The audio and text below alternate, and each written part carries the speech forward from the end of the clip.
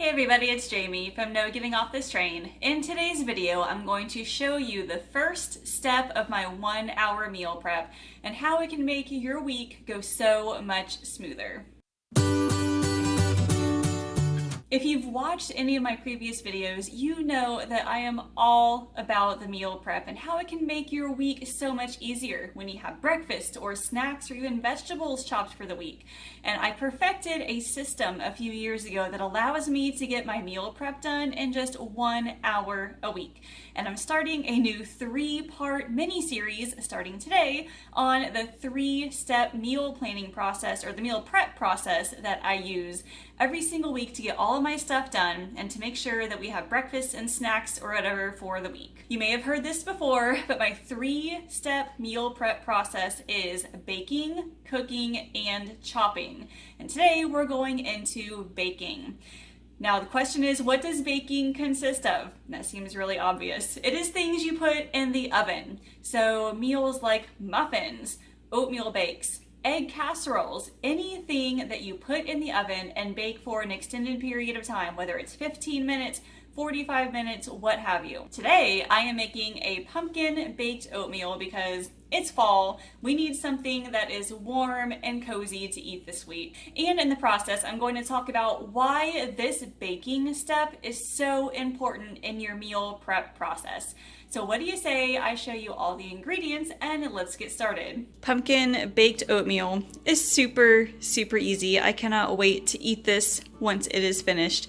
Simple ingredients. You have your oats, you have your pumpkin, you have eggs, milk, a little bit of spices here and there. You have honey, and then 2 things that I'm adding to mine, which you don't have to, but I think they're very helpful, are walnuts and ground flaxseed. Now, walnuts are very high in unsaturated fats. They're also a good source of omega-3 fats. And if you're trying to lower cholesterol, things like walnuts can help with that. Also, flaxseed. Flaxseed is also high in unsaturated fats, omega-3s, plenty of fiber as well. And again, if you're trying to lower cholesterol like we are in this family, fiber is another good way to help do that. So I need to get the oven preheated and then I will get this going and we'll talk about some meal prep. So the first thing I want to talk about is, why do you want to bake items in the first place? And the biggest reason why you want to is that it will give you time to do other things. That is why baking is the first step in my meal prep process, because once you get all that stuff in the oven, it'll give you time for the other things. I mean, if you think about it, like I just said a minute ago, muffins take like 15 to 20 minutes. Things like oatmeal bakes like this and breads will take almost an hour, between 35 minutes, 45 minutes, maybe even an hour. So, I mean, what are you going to do with, in that time frame? You're going to want to do other things. That's why I do this first. I'm going to give you a little hint as well, because I have totally made this mistake multiple times. I would highly recommend not baking more than 1 recipe at a time. And the reason is because it gets stressful, honestly. So if you were to make like an oatmeal bake like this, and then also you want to make an egg casserole or something, I mean, you could, but you're going to be using up so many different tools and dishes and stuff. And by the time you're finished, like, your kitchen is a complete mess and you forgot what you were doing. And yeah, it's just not good. So what I recommend instead is maybe doubling your recipe, like what I'm doing right here.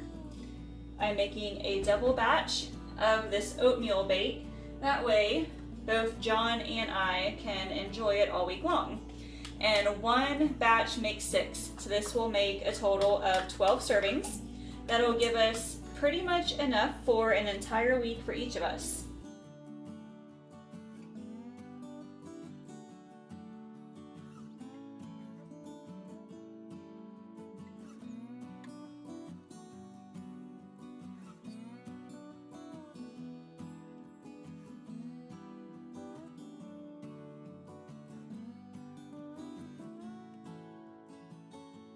So oatmeal bakes, super easy, and you can make them super healthy too.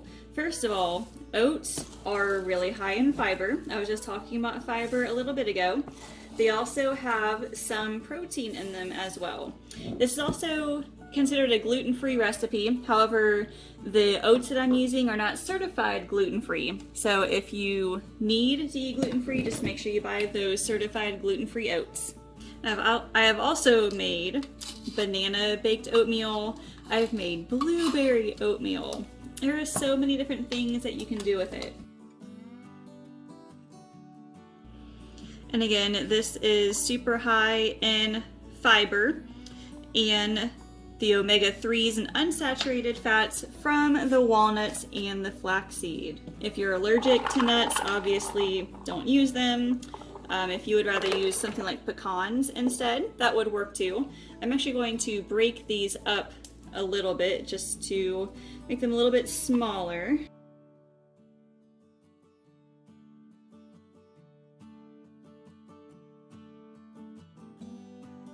Now flaxseed. I know I've talked about this before. I cannot stop gushing over it though, because this stuff is so awesome.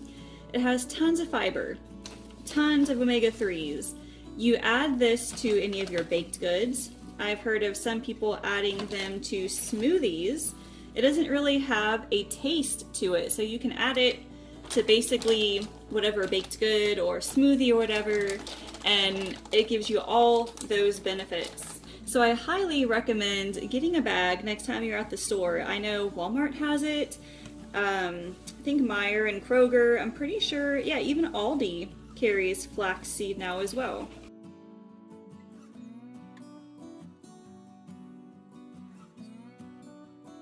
And now we get to bake.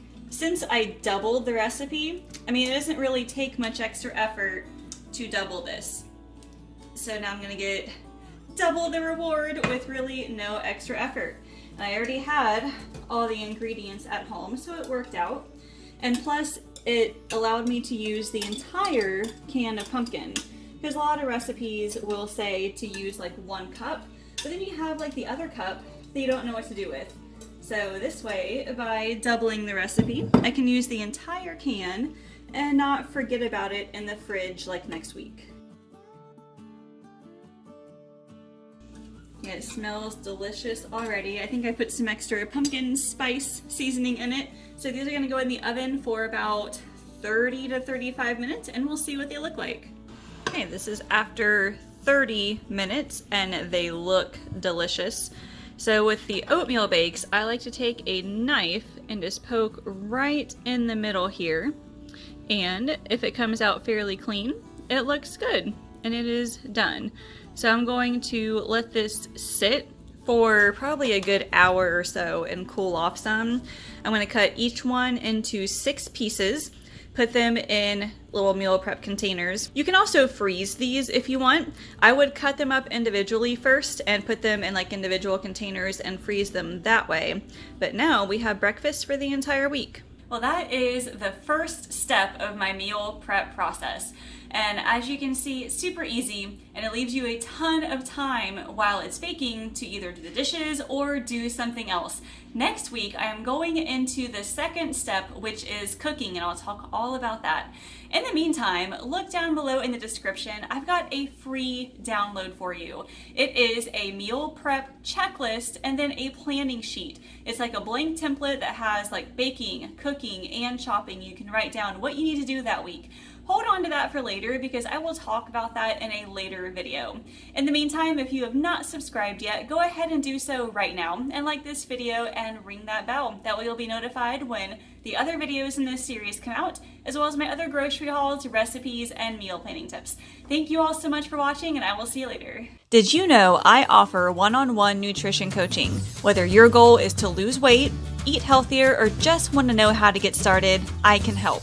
You can schedule a free weight loss discovery call by using the link in the description.